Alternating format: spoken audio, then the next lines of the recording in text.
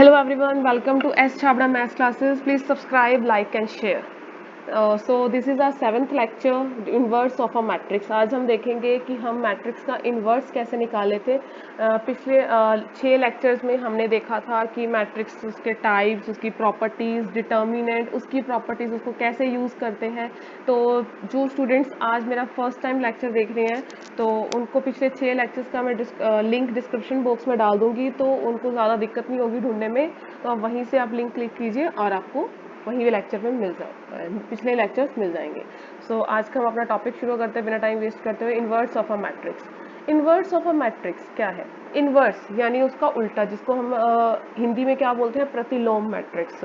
देखो क्या होता है कि हमारे पास मान लो कोई 2 स्क्वायर मैट्रिक्स है। देखो आपको कंडीशंस ध्यान रखना पड़ेगा कि हमने जैसे जब टाइप्स पढ़े थे तो हमने देखा था किसी के अंदर ऑर्डर मैटर करता है, किसी के अंदर मैटर करता है कि स्क्वायर मैट्रिक्स है या डायगोनल मैट्रिक्स है, क्या है। इसके अंदर क्या है कि हम इसको समझने के लिए सबसे पहले ले रहे हैं कि हमारे पास कोई 2 मैट्रिसेस A एंड B है, स्क्वायर मैट्रिसेस है और उनका ऑर्डर भी सेम है। अब ये मत कहना कि भाई स्क्वायर मैट्रिक्स किसी का ऑर्डर 2 ले ले, किसी का 3। वो मैट्रिसेस जिसका ऑर्डर क्या हो, सेम हो, 2 स्क्वायर मैट्रिसेस। देन अगर हम इसको ये लिख पाते हैं A B equals to B A equals to identity, ऐसे मान लो A B equals to identity आ जाता है, तो मेरे पास ये बी क्या होगा, इस ए का इन्वर्स होगा। जैसे कि हम ये लिखते हैं नंबर में, जैसे हम बात करते हैं, इसका इन्वर्स क्या होगा, इक्वल्स टू 1। तो ये क्या है, इसका इन्वर्स ही है एक्स का। नंबर सिस्टम के बारे में आपको इजीली समझने के लिए एक जस्ट एग्जांपल दे रही हूँ। यही एग्जांपल इस पे नहीं है, बस आपको समझने के लिए। जैसे अब मेरे पास ये आइडेंटिटी की तरह बिहेव कर रहा है और ये एक्स मेरे पास एक एलिमेंट है और ये इसका इन्वर्स है। तो इसी तरह ये मेरे पास क्या है, ये मैट्रिक्स ए है और ये बी इसका क्या है, इन्वर्स है। या फिर इसको अगर बी इंटू ए लिखें, ये इक्वल्स टू आई। ये मेरे पास होता है इन्वर्स, जो हम सिंपल लैंग्वेज में हम देख सकते हैं इन्वर्स। जो मैंने आपको एक बार बीच में लेक्चर में प्रॉपर्टी भी बताई थी कि इन्वर्स, एग्जिस्टेंस ऑफ इन्वर्स के बारे में बताया था, सब वही है। तो देखो अब हम मैट्रिक्स में इन्वर्स निकालते कैसे हैं, उसका फॉर्मूला क्या है, A inverse equals to adjoint A upon में डिटर्मिनेंट और ए। जो भी मैट्रिक्स का हमें इन्वर्स निकालना है उसका क्या होगा, एडजॉइंट ए अपॉन में उसी मैट्रिक्स का डिटर्मिनेंट। अब डिटर्मिनेंट क्या होती है, मेरे पास एक वैल्यू होती है, ना कि कोई डिटर्मिनेंट, एक वैल्यू है, भले वो रियल है या कॉम्प्लेक्स है। हमने लेक्चर नंबर 6 में पढ़ा था। एक हमारे पास कंडीशन लगती है कि डिटर्मिनेंट ऑफ ए हमारे पास क्या होना चाहिए, नॉट इक्वल्स टू 0। अगर नॉट इक्वल्स टू 0 है तभी हमारे पास इन्वर्स क्या करेगा, एग्जिस्ट करेगा। अदरवाइज मेरे पास इन्वर्स उसका एग्जिस्ट नहीं करेगा। क्यों नहीं करेगा, आपको सिंपल फॉर्मूले में समझ आ रहा है कि अगर मेरे पास ये क्या है, adjoint A upon determinant of A, मान लो मेरे पास डिटर्मिनेंट ऑफ ए की वैल्यू क्या आ जाए, 0। तो ये क्या बन जाएगा, एडजॉइंट ए अपॉन में 0 मतलब इन्फिनिटी। तो इन्फिनिटी क्या है, कोई वैल्यू डिफाइन ही नहीं कर रहा, तो मेरे पास उसका ए इन्वर्स यानी उस मैट्रिक्स का इन्वर्स एग्जिस्ट नहीं करेगा। तो एग्जिस्टेंस की मेरे पास मेन कंडीशन क्या है कि उस मैट्रिक्स में मेरे पास जो डिटर्मिनेंट है उस मैट्रिक्स का वो क्या होना चाहिए, नॉन जीरो होना चाहिए। जीरो के अलावा कुछ भी, भले रियल हो या कॉम्प्लेक्स हो, वो मैटर नहीं करता, बट जीरो के अलावा कोई भी होना चाहिए। अब हम देखो डिटर्मिनेंट ऑफ ए हमने सीखा था लास्ट लेक्चर में। अब हम सीखेंगे कि एडजॉइंट ए कैसे निकालते हैं। एडजॉइंट ए का फॉर्मूला होता है C11 C8। देखो अभी तक जैसे हम मैट्रिक्स पढ़ रहे थे, ठीक है, स्क्वायर मैट्रिक्स की हमने देखा है कि जो ये इन्वर्स किसका होता है, कोई भी स्क्वायर मैट्रिक्स है और सेम ऑर्डर की। तो जैसे हम कंडीशन ये क्या लिखते हैं, A11 A12, इसी तरह से हम मैट्रिक्स को लिखते हैं। मान लो मैं 2 इंटू 2 की जैसे ले रही हूँ, तो ये क्या होते हैं, A12 A21, ये सारे इसके क्या होते हैं, एलिमेंट्स होते हैं। अब मैंने यहाँ पे एडजॉइंट ए में क्या यूज़ किया, मान लो ये 2 इंटू 2 की जैसे मैट्रिक्स है। अब देखो एडजॉइंट ए में मैंने क्या यूज़ किया, C11 C12 C11 C21, ये वही देखो, ये जो चीज़ है मेरे पास Cij, इसको हम जैसे ये भी तो लिख सकते हैं Cij, मैं इसका ये भी लिख सकती हूँ, adjoint A is equal to Cij का ट्रांसपोज। देखो Cij ये वही रो और कॉलम को डिफाइन करके इसकी पोजीशन प्रॉपरली बता रहा है।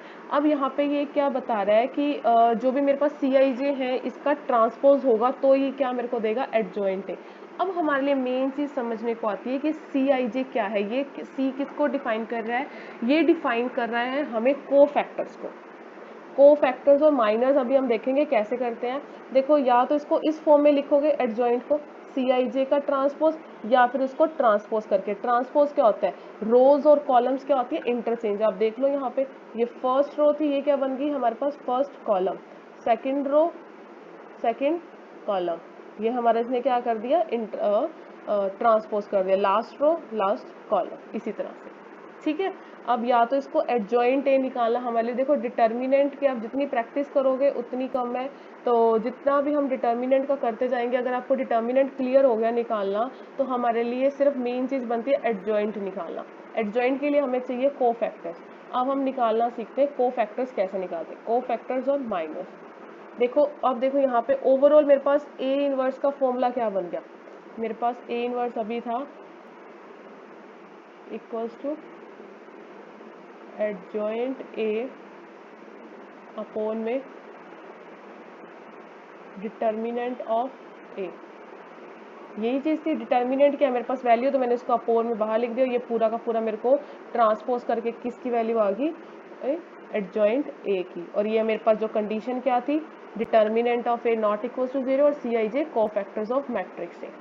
अब हम बढ़ते हैं मेन अपने स्टेप के ऊपर कि माइनर्स और कोफैक्टर्स क्या होते हैं और कैसे निकालते हैं। देखो 2 इंटू 2 के लिए तो हमारे पास बिल्कुल सिंपल मेथड है, जैसे कि हमने सीखा था डायरेक्ट मेथड है 2 इंटू 2 मैट्रिक्स के लिए, 1 इंटू 1 का तो वही कोई दिक्कत नहीं है। 2 इंटू 2 की बात करते हैं ऑर्डर की। देखो अब हमारे पास ए इनवर्स का फॉर्मूला क्या होता है, एडजॉइंट ए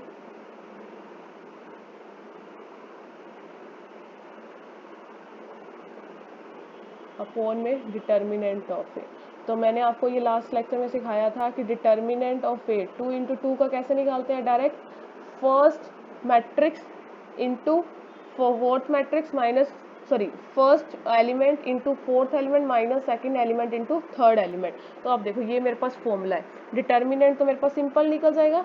क्या होगा इसका डिटर्मिनेंट, मेरे पास ये कोई जनरल मैट्रिक्स ले रहे हैं तो मेरे पास डिटर्मिनेंट की वैल्यू क्या होगी, फर्स्ट एलिमेंट क्या है मेरे पास A1 इंटू B2, यही वो देखा था, माइनस A2 इंटू B1, यही था। First element into fourth element minus second element into third element, यही चीज़ थी, ऐसे निकला। अब देखो अब हमने एडजॉइंट ए कैसे निकाला, सीधा सीधा डायरेक्ट हमारे पास क्या है, इस मैट्रिक्स का एडजॉइंट कैसे निकलेगा, जो फर्स्ट और जो मेरे पास फोर्थ एलिमेंट है ये हो जाएंगे इंटरचेंज, इन दोनों की पोजीशन इंटरचेंज हो जाएगी, और जो थर्ड और फोर्थ एलिमेंट फर्स्ट और फोर्थ का इंटरचेंज हो जाएगा, और सेकंड और जो थर्ड एलिमेंट है वो वहीं पे रहेंगे, बट उनके आगे साइन क्या लग जाएगा, नेगेटिव। देखो ये मेरे पास एडजॉइंट है, A1 की जगह यहाँ B2, ये उल्टे हो गए, और मेरे पास A2 के आगे और B1 के आगे क्या लग गया, नेगेटिव का साइन।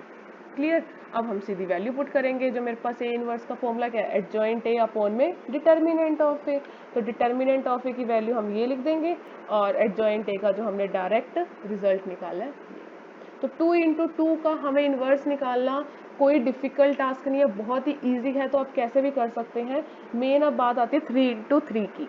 ठीक है, अब देखो 3 इंटू 3 मेरे पास कोई ये मैट्रिक्स है, मैंने इसके रो और कॉलम मतलब इसको मैंने AIJ के फॉर्म में लिखा है, इस मैट्रिक्स को कोई 3 इंटू 3 के फॉर्म में लिखा है। अब देखो बिल्कुल ध्यान से देखना है, देखो माइनर्स मैंने आपको बोला था, माइनर होता है डिटर्मिनेंट होता है ये पूरा का पूरा डिटर्मिनेंट इस मैट्रिक्स का वैल्यू निकालना। अब माइनर होते हैं इनमें छोटे छोटे पार्ट का डिटर्मिनेंट निकालना, छोटी मैट्रिक्स माइनर। ठीक है, अब देखो फर्स्ट M हमारे पास जितने भी यहाँ पे हर एलिमेंट का अपना एक माइनर निकलेगा। कितने एलिमेंट है टोटल, 9।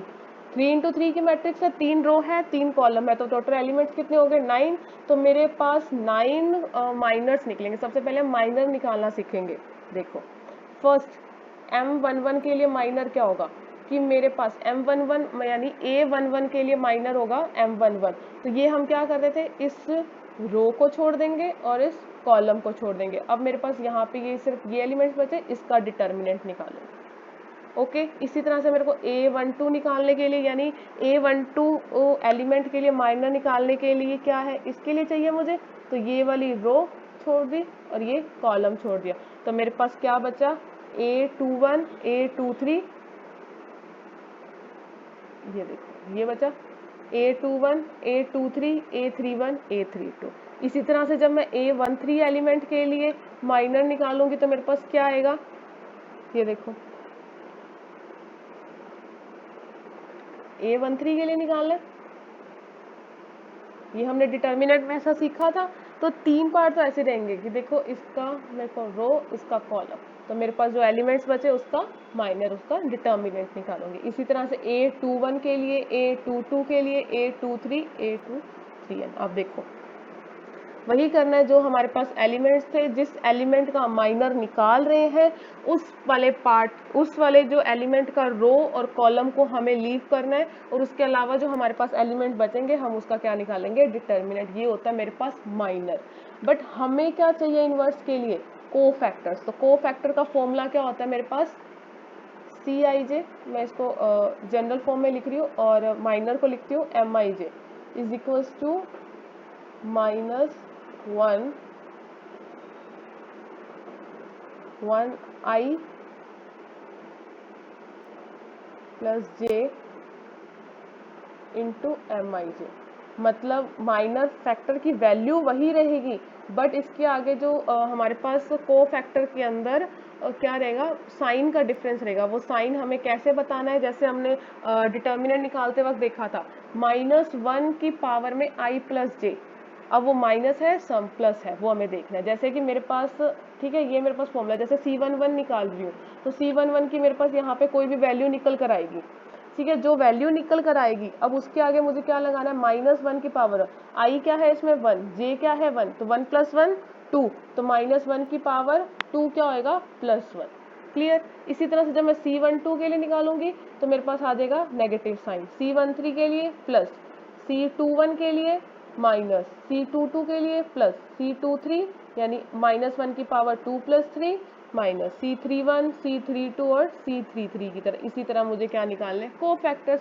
अब जो भी मेरे पास क्वेश्चन गिवन होगा उसका मैं इजीली पहले माइनर निकाल के और कोफैक्टर में हमें प्रॉपरली उसमें प्लस और माइनस का साइन एडजस्ट करके इन्वर्स निकल जाएगा। बिल्कुल इजी है, बट थोड़ा सा ध्यान से एक बार प्रैक्टिस हो जाए तो हमारे लिए कोई दिक्कत नहीं आएगी। अब हम करते हैं प्रॉपर्टीज ऑफ इन्वर्स।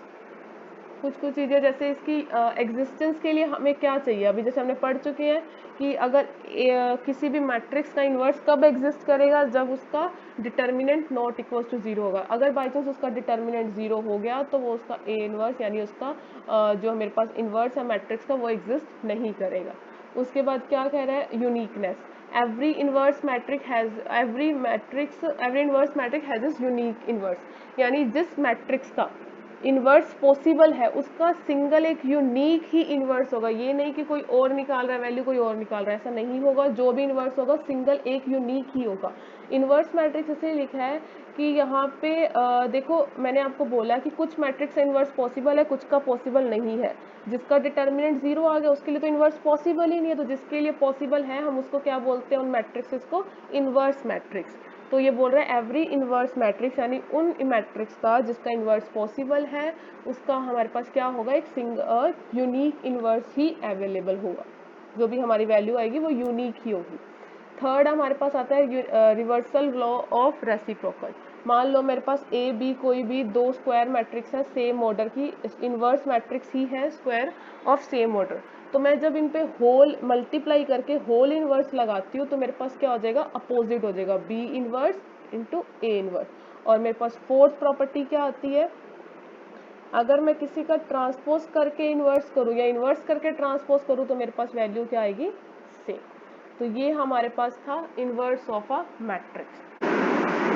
अब हमने सारी इन्वर्स मैट्रिक्स की प्रॉपर्टीज़ देख ली और उसके फॉर्मूला देख लिया, उसको 2 × 2 और 3 × 3 अलग अलग हमारे पास ऑर्डर के लिए कैसे इन्वर्स निकाला है वो हमने सीख लिया। अब हम इसके कुछ बेसिस क्वेश्चन करते हैं कि हम इसको एक्चुअली सॉल्व कैसे करते हैं। देखो ये तो हमने फॉर्मूला बेस देख लिया है कैसे करते हैं, अब हम इसका एग्जाम्पल के फॉर्म में और इजीली हमें समझ आएगा। जैसे कि मैंने यहाँ पे एक बार 2 × 2 की कोई मैट्रिक्स ले ली है, ए मैट्रिक्स ली है 2 0 1 2। तो हमारे पास फॉर्मूला क्या है इसका ए इनवर्स निकालने का, A inverse equals to adjoint A upon में डिटर्मिनेंट ऑफ ए। ओके, तो मैंने आपको बोला था अभी 2 इंटू 2 के लिए हमारे पास इन्वर्स निकालना बहुत ही इजी मेथड है। तो इसके लिए हम क्या करेंगे, सबसे पहले हमने डिटर्मिनेंट निकाल के चेक करेंगे कि इक्वल्स टू 0 है नॉट इक्वल्स टू 0 है। अगर इक्वल्स टू 0 आ गया तो हमारे लिए इन्वर्स पॉसिबल ही नहीं है। तो हमने इसका डिटर्मिनेंट निकाला 2 0, तो क्या है first into fourth second into third element. तो क्या आ गया 2 into 2 4 minus 0 equals to 4 not equals to 0। तो हमारे लिए इन्वर्स ए इन्वर्स क्या है एग्जिस्ट कर रहा है। तो हमारे पास फॉर्मूला में डिटर्मिनेंट आ गया और हमारे पास इसकी एग्जिस्टेंस की श्योरिटी भी हो गई। अब हम बात करते हैं एडजॉइंट ए। एडजॉइंट ए मैंने आपको 2 इंटू 2 मैट्रिक्स के डायरेक्ट बताया था हम कैसे निकालते हैं। फर्स्ट और फोर्थ कॉलम क्या हो जाएंगे, इंटरचेंज हो जाएंगे एडजॉइंट में। मैट्रिक्स एडजॉइंट क्या है, एक मैट्रिक्स है, डिटर्मिनेंट एक वैल्यू है। तो ये जो डाउट्स है अपने क्लियर रखना। और इसमें क्या होता है एडजॉइंट में, एडजॉइंट मैट्रिक्स में क्या होता है फर्स्ट और 2 इंटू 2 के लिए सिर्फ होता है ये, फर्स्ट और फोर्थ एलिमेंट इंटरचेंज हो जाएंगे। तो 2 और 2 कोई फर्क नहीं पड़ा, हमारे पास 2 उधर चला गया। और जो सेकंड और थर्ड एलिमेंट है उसके साइन के अपोजिट हो जाते हैं। जैसे यहाँ पे क्या आ गया माइनस और यहाँ पे क्या आ गया माइनस। तो ये हमारे पास क्या बन गई, ये हमारे पास एडजॉइंट आ गया, ये डिटर्मिनेंट आ गया। तो हम इस फॉर्मूले में पुट करेंगे तो मेरे पास क्या आ गया 1/4 2 0 माइनस 1 2। तो ये इन्वर्स निकल गया, बहुत ही ईजी मेथड है। इसी तरह से मैंने 3 इंटू 3 का भी करके बताया है। मेरे पास कोई बी मैट्रिक्स है 1 0 माइनस 3 3 4 5 0 माइनस 6 माइनस 7। तो सबसे पहले मैं इसको डिटर्मिनेंट से इसकी चेक करूंगी एग्जिस्टेंस के बारे में। डिटर्मिनेंट में मैंने क्या किया, फर्स्ट रो लिया, फर्स्ट रो ली 1 माइनस 0 माइनस 1, ये प्लस आया है। तो एक्चुअली जो ये माइनस है ये इसी एलिमेंट की वैल्यू है। तो ये माइनस प्लस में कंफ्यूजन नहीं क्रिएट करनी। मैंने आपको बताया था ना -1 की पावर में इसकी जो भी एलिमेंट नंबर डालकर इसको सॉल्व करेंगे उसी हिसाब से मैंने प्लस माइनस आई, इसके हमारे पास सिंबल आ गया। तो इसको जब मैंने 1 के लिए सॉल्व किया तो ये रो और ये कॉलम छोड़ा। तो जब मैंने इसके लिए सॉल्व किया तो क्या आ गया -28 प्लस माइनस माइनस 30। तो माइनस माइनस हो गया प्लस, और मैं 0 के आगे यहाँ पे कुछ भी करूँगी बाकी हम बता देते तो क्या आएगा, ये रो और ये कॉलम छोड़ूंगी तो मेरे पास क्या चीज़ आएगी -21 और -0। तो बाहर इंटू में 0 तो पूरा का पूरा पार्ट ही क्या करेगा 0 करेगा, और यहाँ पे -1 पे करके हमारे पास ये आ जाएगा। तो मेरे पास प्रॉपर सॉल्व करने पास डिटर्मिनेंट की वैल्यू आएगी मेरे पास +20 नॉट इक्वल्स टू 0 है। तो नॉट इक्वल्स टू 0 है तो मतलब इसका क्या है इन्वर्स एग्जिस्ट करता है। तो अब हम क्या निकालेंगे इसका एडजॉइंट ऑफ बी। तो एडजॉइंट बी निकालने के लिए मैंने आपको बताया था 3 इंटू 3 के लिए मुझे क्या चाहिए माइनर्स और कोफैक्टर्स। तो इसी तरीके से जैसे मैंने A11 के लिए निकाल रही हूँ तो क्या आएगा, देखो एक चीज़ ध्यान रखना, एक शॉर्टकट ट्रिक है जो मैंने आपको बोला था माइनस साइन आएंगे। तो बाई चांस मेरे पास 3 इंटू 3 की मैट्रिक्स है तो ये जो एलिमेंट है यहाँ पे जैसे कि मेरे पास आ गया A1 A2, मैं आपको उसी में दिखाती हूँ कि मेरे पास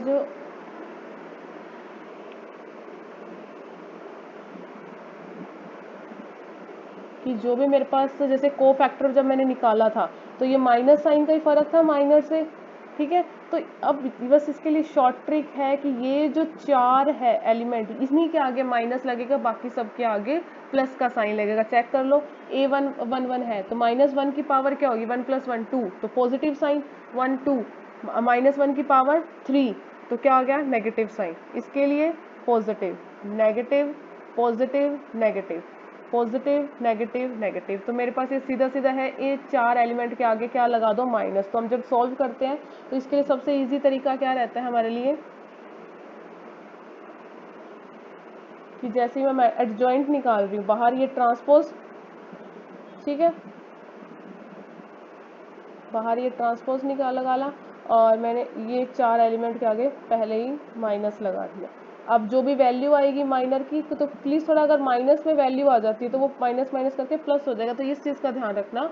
तो अब यह क्या करना है आपको, ये वैल्यू देखनी है फर्स्ट पहले माइनर की, अब बस के को फैक्टर ही निकल जाएंगे। सिर्फ हमने माइनस के प्लस माइनस का साइन है वो साइन हमने जिस 4 एलिमेंट के आगे लगाते हैं वो हमने लगा दिए पहले से। तो जब मैं इसलिए A11 के लिए माइनर निकाल रही हूँ तो मेरे पास क्या आएगा, ये रो ये कॉलम छोड़ के -28 माइनस -30 ऐसे आएगा, ये -28 माइनस जो मेरे पास फॉर्मूले का साइन है और ये क्या आ गया -30। 30। तो ये क्या आ गया -28 + 30 ये वाली चीज़, ठीक है। तो ये मेरे पास माइनर में क्या आ जाएगा यहाँ पे 2। इसी तरह से इसके लिए चेक करूँगी तो मैं मेरे पास 21 के लिए जैसे मैं चेक करूँ तो यहाँ पे क्या आ जाएगा -21। एक रो की तो जैसे डिटर्मिनेंट में सॉल्व करते वैसे ही एक रो तो वैसे ही सॉल्व हो जाएगी। यहाँ पे आ जाएगा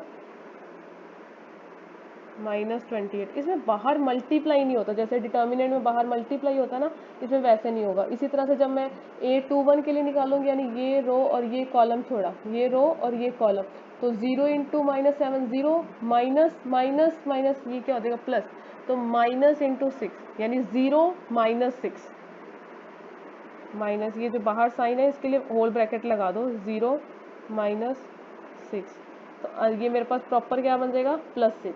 तो इसी तरह से जब मैं ये पूरा सॉल्व करूँगी फॉर्मूले से तो मेरे पास ये एडजॉइंट आ जाएगा। और मेरे पास इन्वर्स का फॉर्मूला क्या होता है, एडजॉइंट B/में डिटर्मिनेंट ऑफ B। डिटर्मिनेंट क्या है 20, और ये मेरे पास एडजॉइंट की इसको ट्रांसपोज करने पे, यानी इसकी रो और कॉलम इंटरचेंज करने पे मेरे पास ये वैल्यू आ जाएगी। इस तरह से हम निकालते हैं इन्वर्स, ठीक है। हमने अब एग्जाम्पल भी देख लिया अच्छे से, हमने पूरा पहले मेथड देखा थ्योरेटिकल हम कैसे निकालेंगे, फिर हमने उसकी प्रॉपर्टीज़ पढ़ी कि कैसे एग्जिस्टेंस के बारे में, उसकी यूनिकनेस के बारे में, फिर हमने अब इसके क्वेश्चन देखे 2 × 2 के लिए और 3 × 3 के लिए। 2 × 2 के लिए तो हमारे पास डायरेक्ट है, और 3 × 3 थोड़ा सा ध्यान से प्रैक्टिस बेस्ड है हमारे पास, और कुछ नहीं है। तो इसको अच्छे से कीजिए, और अच्छे से कोई डाउट आता है तो मेरे को मेल कीजिए या फिर कमेंट बॉक्स में डालिए। Okay, thank you.